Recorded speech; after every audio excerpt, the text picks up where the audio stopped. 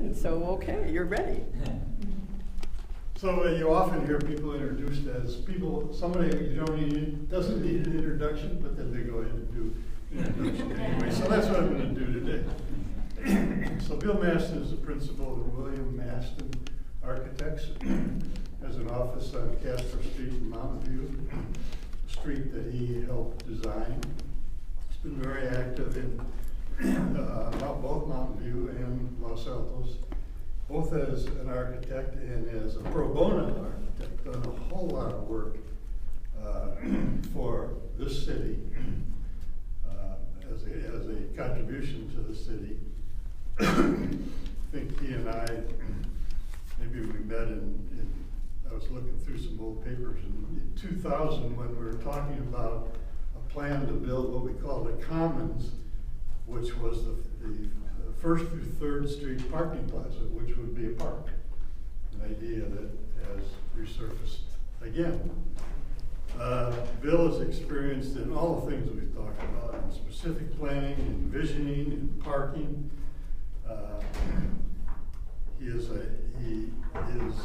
His list of accomplishments is, you can find it on his website. He's a graduate of Cal Poly in architecture. So today we've asked him to talk about visualization, the means by which the decision makers and the citizens can understand how some development would in fact really look. So it's my pleasure to welcome Bill Maston. I hope I live up to that introduction. Also want to introduce A.L. from my office. He's on our staff as an architect, and he's really kind of our guru in graphics and so forth. And really the purpose of today is to kind of let you know that there are some alternatives that we believe are a lot more effective and allowing the public as well as planners and designers to understand what we will be getting when we make decisions downtown or anywhere in town regarding new projects. With that being said, some of the information I'm sharing now is actually a follow-up to a presentation I gave about 3 months ago. And based upon that, I'm kind of modifying it a little bit just so that I can include some answers to questions that were asked at that time. But generally speaking, from a traditional standpoint until recently, we've relied on actual two-dimensional solutions to design. And what I mean by that, and I have some examples here, is it's not that difficult to actually get a photograph of downtown and the Civic Center area. That's great to show some existing conditions, but what does that really mean in terms of what we have now and what we can have in the future? Well, next to me here is actually our downtown zoning designations. And what does that mean? As an architect, it actually takes a lot of training for us to go through and be able to interpret what all these color codes mean. And of course, from my point of view, it makes it even more difficult for someone in the general community to understand what it means. So for example, it says R110 single family. What does that mean? R3.5 multiple family. What does that mean? Basically what happens is not only does it tell us about the type of use we can have, but it also indirectly tells us how high a building can be or how massive a building can be. Well, from the public's point of view, we really don't get the opportunity most of the time to understand what that means in 3 dimensions, and in some cases until it's too late.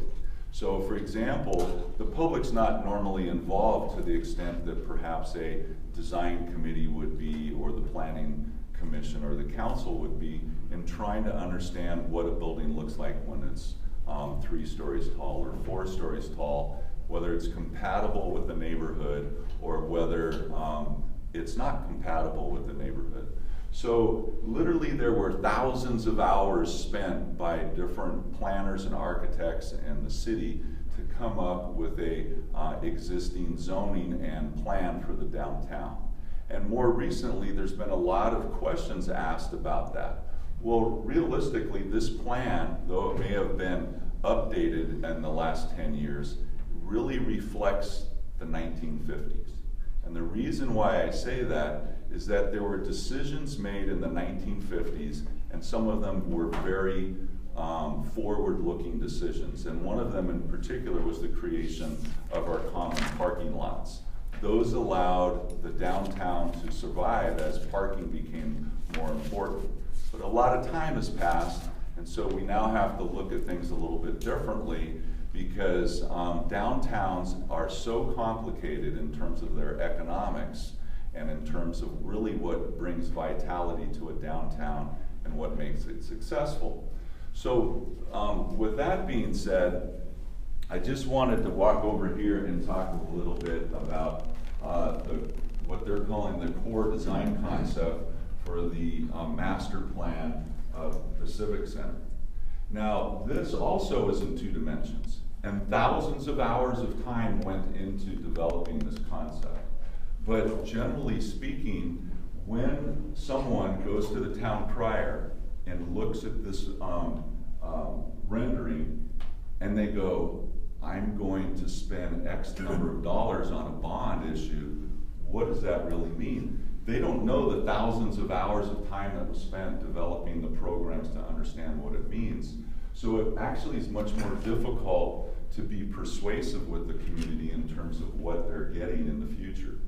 So today's presentation is not only about what we're getting in 3D, but what we're getting in the 4th dimension. And what I just in the last week, someone said to me, Bill, you need to talk about the 4th dimension. And I thought to myself, what does that mean? I'm an architect, and that's pretty abstract.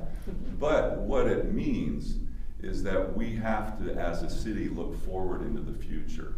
And looking forward into the future and using the right tools, it makes it a lot easier for all of us to understand that. So I want to take an intermediate step before we get into what we're using now within our office to visualize different things. Now, I did a project in downtown Mountain View about 4 years ago, and they actually said, Bill, you need to provide a model of the downtown area that's being affected by this. Well, that was the existing site, and this was our proposed development as it got developed. It allowed the Planning Commission and the Design Committee, the council, and even the surrounding neighborhoods to understand the context of our project in the neighborhood. But it did not necessarily allow them to visualize what it would be like from the street. So we used, as Marcia said, we used a combination of software, and we used a combination of physical models to create that. Now I'm going to come back and talk about models a little bit more, because I can build a model here that may have taken 2 weeks to build and cut and fabricate. We can build in a matter of hours. So imagine with these new tools how easy it would be for us to look at alternatives. So with that being said, thanks to Google and some different softwares that we have available, our discussion today really is about applying these tools to the downtown and our community center, civic center area, and how we can better take advantage of that. So Google's been nice enough to provide us with this information. And it's an amazing public tool because we can use it as the basis for future design, as well as understanding more accurately what we have available now and what this in particular means and what it might mean in the future if we decide as a community to make changes. So with that being said, what we've done is we've actually overlaid, using SketchUp, the existing massing of different buildings in town. So if we can kind of go out a little bit and get a more of a global view of the downtown and the Civic Center, what we've done is basically just go through in a very simple way and actually input all of the buildings in 3D. Now this is basically Main Street, State Street, First and Main, and our existing Civic Center up in here. Now, we have the ability to add much more detail as individual projects are developed, or if we wanted to now, we could actually go through off of Google Earth. We could take the individual photographs of the buildings, and off of those photographs, we could input more information. So let's say, for example, that we have a new project that we'd like to do downtown. And this project happens to be on Main Street. So we're gonna first kind of just walk down Main Street a little bit.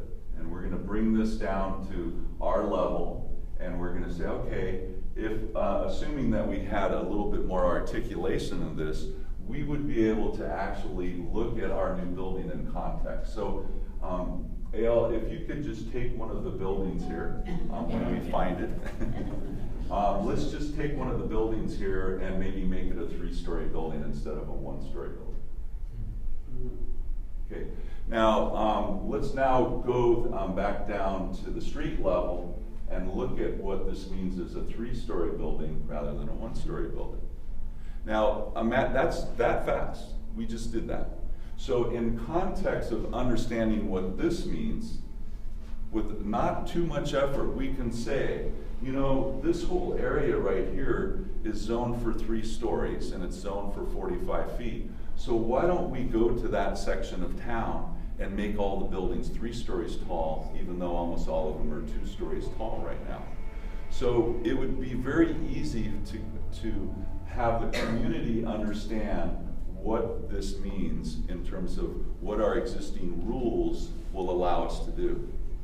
Now, with that being said, we could then go to various buildings downtown for proposed new buildings, and we could actually take the applicant's drawings and insert them into a master base map that could be maintained by the city, for example. So that any time an architect came in and proposed a new project, we could actually insert that, and then we would be able to see the context of our new proposed buildings with what's existing and how it might look in the future. So we have some very simple ways that we can interact.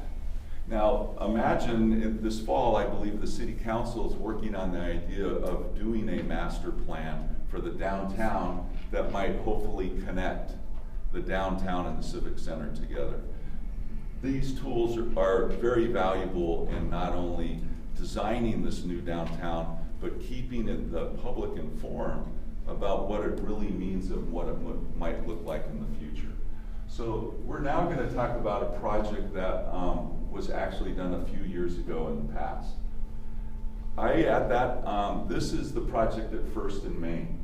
And I had actually, with our staff, we put into the computer the First and Main project as it's approved now. I actually received a set of drawings from planning staff and just put the massing of the building in. Our concern was the massing of the building so close to the street was maybe not in keeping or in proportion with the fine-grained character of our historic downtown. And our design guidelines talk about maintaining the fine-grained character. The question was, does this massing actually have a relationship to the fine-grained character of our existing structures? That was left up for the public to decide. We then talked to the council and said, look, we have an alternative building massing that will provide you with the same square footage, the same amount of parking, and will create an alternative that many people thought was less massive and would open up more to the street and have more public areas. Ultimately, they decided to go with the original plan, but with very little effort, we were able to demonstrate that there were alternatives that allowed the developer to provide the same information, the same square footage of building, the same parking requirements, and better meet the desires of having more fine-grained elements in public spaces downtown. Now, with that being said, I'd like to talk about what's going on at the Civic Center. our existing facilities. So one of the things that the drawings over to your right don't really demonstrate very well is what does this master plan really mean in terms of visualizing the future of our Civic Center. So all we did was pop in our existing buildings, which you saw just a moment ago. We then overlaid the graphics for our new proposed master plan, and we then put back in the original buildings that are there. So we have the starting point. Well, so some of the things that have been discussed about the downtown and this connection or lack of connection between the Civic Center and downtown really have more to do with direct connections. They could be for pedestrians, they could be for cars. Whoops. I staged that actually. Very nicely done.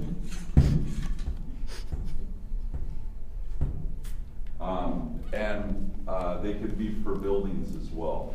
So we added in the building forms and shapes based upon the square footages provided in the program, and we just added some more buildings. So you can see that there's these clusters of buildings with lots of open space. Now, this actually still doesn't actually create a connection to the downtown. And all I'm doing in the next set of slides is just showing us different concepts that people have discussed, both at city level and internally with different groups in the downtown. So one of the alternatives that we looked at was actually closing off the end of Main Street, connecting State Street to our Civic Center, and at one time there was an active discussion of having a roundabout. So these connections actually start creating a very strong connection to our Civic Center. Now, there had been earlier comments made about the Los Altos Commons. What we're showing here is not that Los Altos Commons solution, but a more recent solution that talked about actually having a green belt that connected the Civic Center to downtown. And this area of between State and Main Street are the most inefficient use of parking spaces, and therefore might make more sense to have as a green belt rather than perhaps some other areas. Now, this is a great grand plan, and it's relatively easy for us to convey this to you today. You can see it in 3Ds, you can see these different relationships that could exist. We then took it a step farther and said, well, we have all this land over here. What does that really mean, and is it effectively being used? There are people who actually believe that things like the theater and things like the library might be better served in a different location. So let's see what happens if we start looking at some alternative locations. This right here was an idea brought up by someone for relocating the theater here. The benefit of the theater moving downtown would be people are eating, entertaining downtown after dinner. They just walk to the theater. They don't have to get back in their car to go across San Antonio. Shows you where my office is. In order to enjoy going to the theater. It also frees up some space, so that's an interesting thing to consider. What happens if, for example, we took the library and moved the library downtown? So we moved both of these to existing parking lots. We did that in part because it's city-owned property. And one of the things that is interesting in working with different people over the last many years, they keep bringing up that one of the most valuable assets that Los Altos is overlooking are our parking lots. That in many ways, that real estate is more valuable than the Civic Center. And it has to do with its proximity downtown. So as a resource and opening up resources to the city from a financial standpoint, having some of these areas developed might make more sense than actually developing portions of our existing civic center. So that's going to be a discussion for the future, I'm sure, by many. But let's see what happens when we start using or freeing up some of this land. So, can you take those two items? Now we've freed up a lot of land in our civic center for other uses, and it didn't cost us any money. So that's a kind of an interesting thing to keep in mind, is that by looking at alternatives and looking at the downtown and the civic center together, that we actually might create opportunities elsewhere in town. So what I wanted to talk about next was actually what's going on here. And recently, and meaning very recently to me, I started following what's going on with the schools, and whether or not Hillview was, being an old school, was an appropriate location for a new school. Well, there's some things here that are, I'm going to say, in the way for the moment. Meaning we now have the proposed swimming pool and activity center related to the swimming pool. And I'd like to talk about that in context to a project that actually the city of Mountain View undertook with the school district in Mountain View. Interesting enough, at Graham Junior High School in Mountain View, we have the opportunity to look at the success of a collaboration between Mountain View and the school district in Mountain View. I'm not sure if any of you are aware, but this is a state-of-the-art, brand new facility. It is a football soccer field. It has a college-grade track and field associated with it. The city of Mountain View actually built underneath this a cistern so that the city of Mountain View could last 100 days if water supply was depleted during an earthquake. So 100 days of water were built underneath this because the city of Mountain View didn't have a location to put it.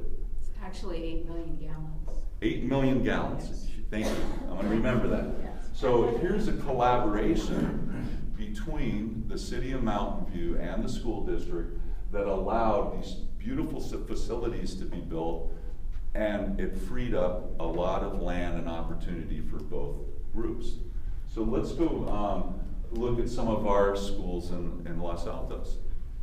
I think just for sake of conversation, let's say that we went to Block Junior High School.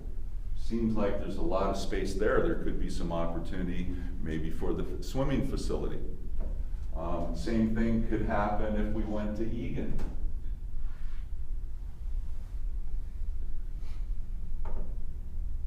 Again, there's a lot of potential space available for a facility there, for example. Now, bringing it back to the Civic Center, and let's say that we move our swimming pool to one of those other schools, like, by the way, we used to have at Covington School years ago. We then have all of a sudden freed up all of this space at our Civic Center. That's newfound space. That newfound space could be perhaps used for a school. And just because we had the opportunity here because the space exists.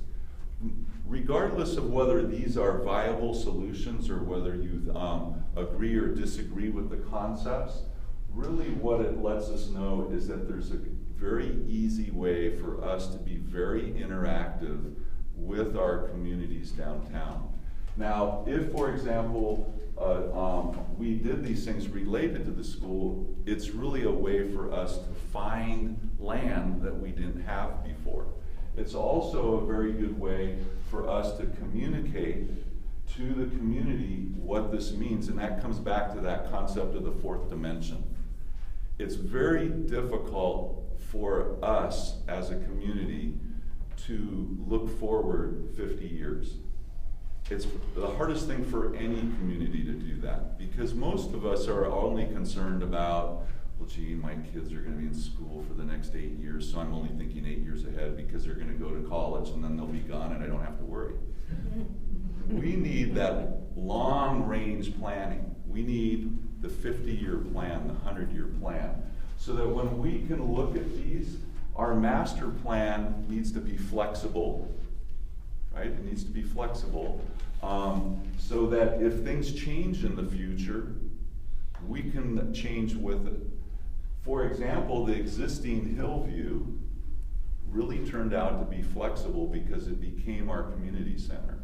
So it's not as though, for example, you build this new school at the existing Hillview site, for example, that it couldn't be flexible for future use because our kids' population goes up and down as it has in the past. But in the real big picture, what we're looking for is graphical tools that will help explain these concepts to the community. So what I would hope to see when we undertake this as a community in the next 3 months or so regarding the downtown and the Civic Center, that we can not only talk about the Civic Center as one element, the downtown as an element, but all of it together simultaneously, and we believe that this is an effective way to do that. Now, I was talking about this model, this 3D model. I love looking at models. Matter of fact, I'm disappointed I don't get to make them anymore. And the reason why I'm disappointed, what A.L. did after he put this into the computer, all he did was press a button. And our 3D printer created a downtown. Okay? So that's how easy it is. So let's say we're at a public meeting and someone says, what about this option? What about that option? What about this option? We could come back to the next meeting, and you saw how fast it was to add these options. We can have it in 3D. Let's say that a developer comes to you and says, I'm actually interested in this building right here. All we did was take a portion of that map and blow up that section, and that's just a portion of the downtown. So these 3D models are extremely effective, and in a public presentation standpoint, it's a lot faster and easier for us to not only see it in 2D, but in 3D. So I want to talk for a moment about the process that took place regarding our master plan, so that I'm not discounting all the incredible hours spent on that process. The majority of the process that was spent there was in what we would call programming, understanding the needs of the community was. For example, understanding what the community wanted in terms of a swimming pool, the size of the swimming pool, the size of the associated facilities with it. The same thing with the community center, the size of an entertainment room or a reading room or so on regarding that. The majority of the time was actually spent doing that. And so none of that is lost or discounted, right? Because now we understand from a square footage standpoint what the community needs. It's what we do next that really makes the difference. So with these tools that we have available, it really does allow us to take the next step and allows us to visualize in 3D and visualize it in 3D very quickly.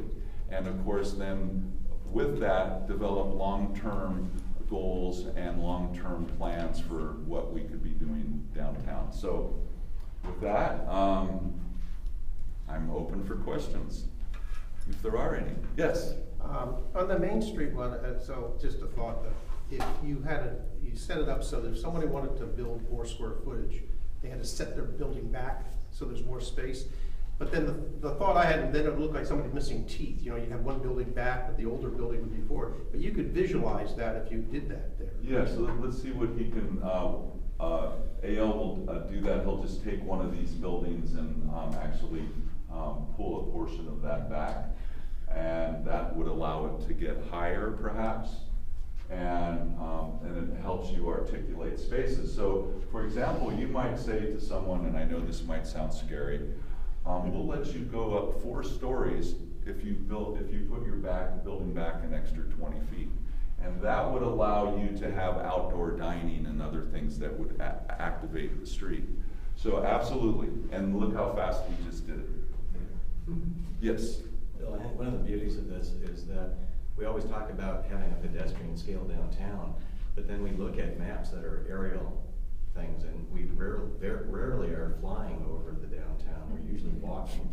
And so we can see that in a pedestrian scale from a 5-foot height or something along those lines, it changes your perspective enormously. And I think one of the failures of past plans is they're always seen from the air. I definitely agree with that, and you can see from what we did on this previous review that we did for First and Main, that as we add more detail, it gets more and more realistic. Yes, Kim? Could you similarly show, say on that building you were just demonstrating on Main Street, if it went higher and one of the upper floors was back more so that from the street you didn't have the sense of the 3 floors, how that looks? Yeah, so if that were where it was before in terms of setback from the sidewalk, but yeah, exactly.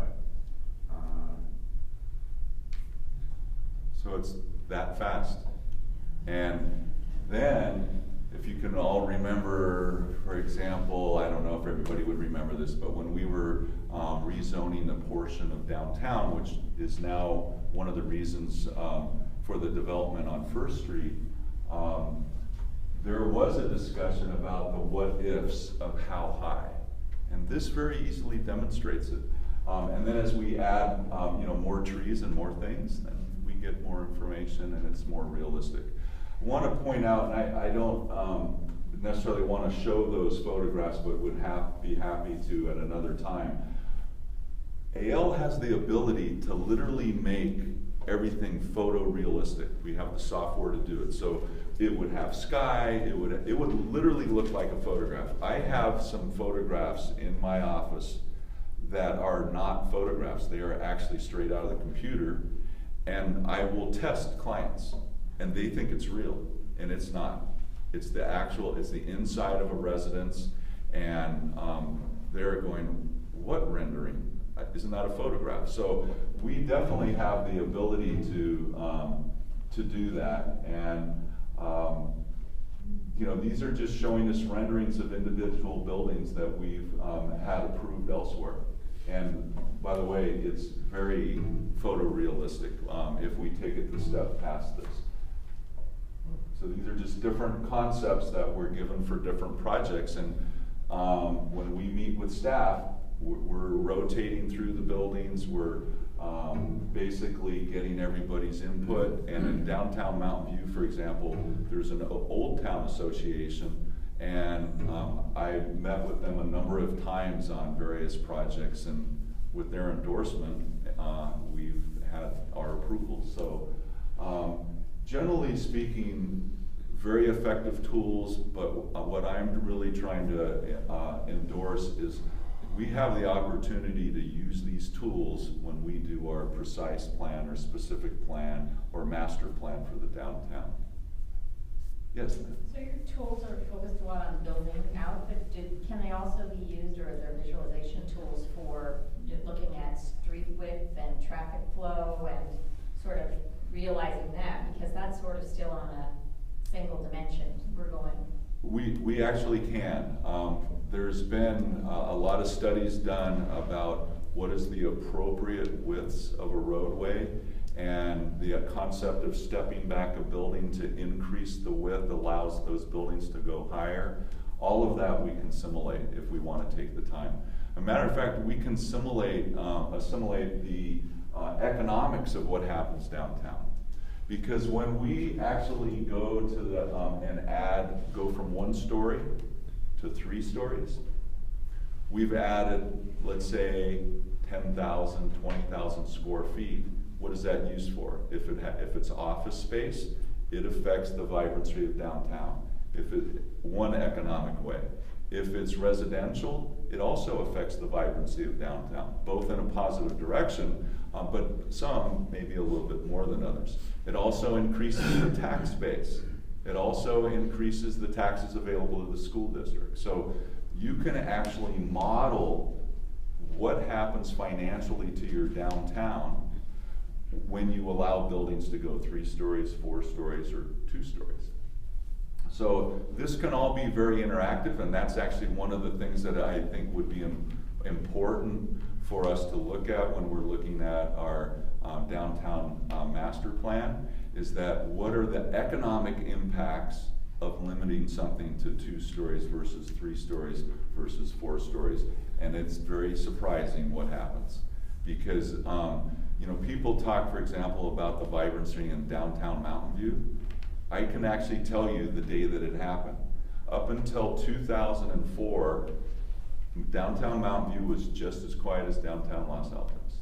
But when Fenwick and West moved 430 employees downtown, up until that day, everybody that walked past my window on Castro Street was walking from the railroad tracks towards City Hall.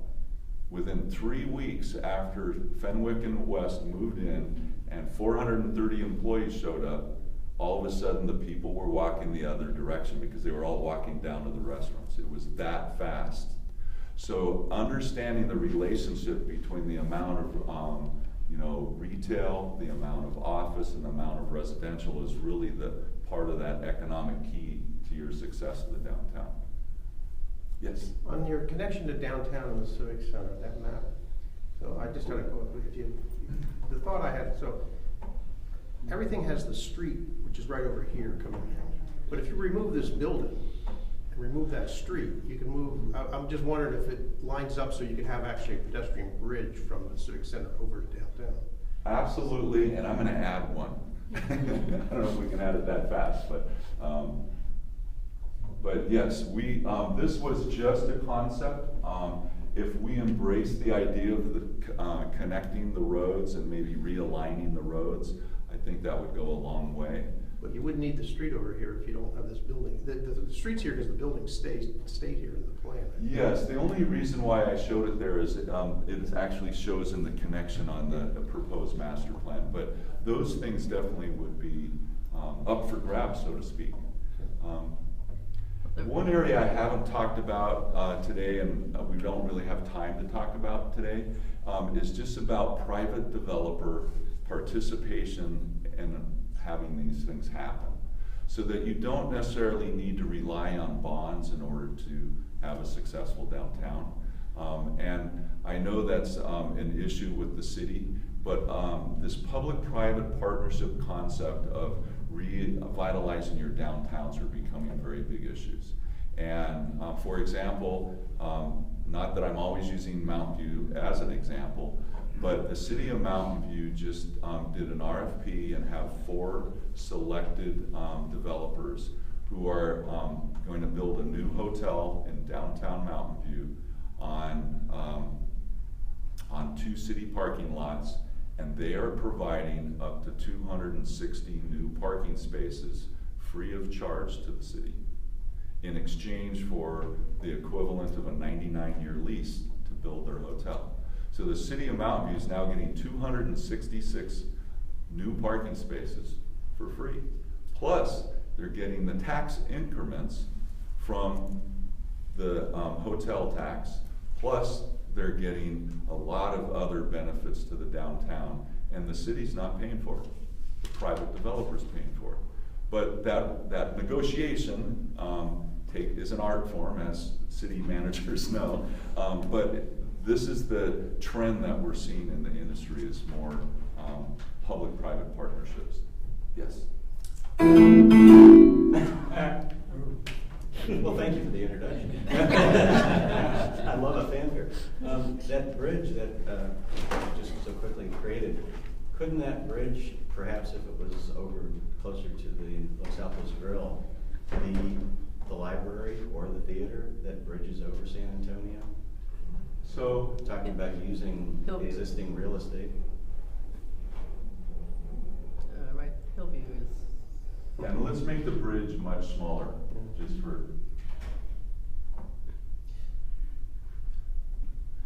Maybe we could do it over, I'll move it right over here.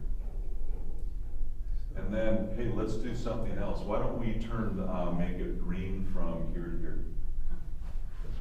And the reason why is recently someone even brought up the idea of undergrounding parts of San Antonio as a way of freeing up land. So let's say that we took from here to here as a lowered section of San Antonio, since so many people are just trying to drive through town, not actually come to downtown. So my original thought on this though is if you move the building that you build here to replace this closer, you could have the bridge starts from a second story of the building, comes across, so you don't have to have a ramp. It has an Yes, elevator. all of that would be possible, but why don't we take the green down to here? So let's pretend for a moment that we submerged a part of San Antonio. Now we just freed up all of this land that could be developed by the city. Half of it could be park. We could actually, every time we do something like this, we're freeing up real estate, the most valuable thing that Los Altos has. And guess what? I wouldn't be surprised if we could get federal funding for this, because the impact of all of this traffic isn't local traffic. It's coming from Highway 101 trying to get over to 280. So then we could put a building here. So the point is look how fast it is for us to come up with these concepts. And there's direct participation. It's amazing.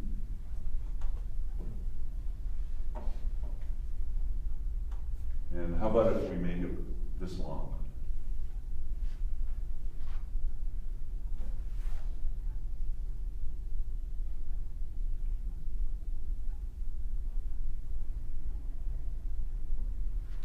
So it's very effective set of tools. So now we have a bridge connecting across, we have an underground San Antonio, we have new parklands and new land freed up by all in the course of a couple minutes. Anyway, with that, thank you very much.